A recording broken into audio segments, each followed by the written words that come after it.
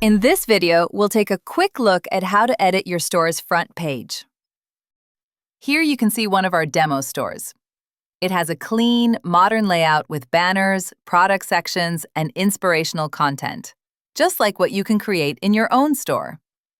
Next, let's take a look at how you can edit this in the admin. To get started, go to Online Store, and then click Edit on your active theme. When the theme editor opens, you're already viewing the front page. Here you can add new sections by clicking any of the plus icons on the page. Let's try to add a new section by clicking one of the plus icons.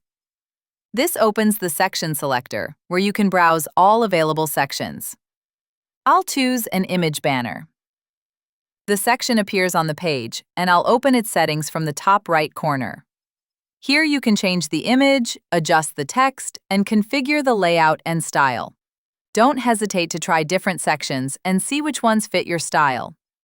On the left side of the editor, you'll find a list of all the sections on your front page.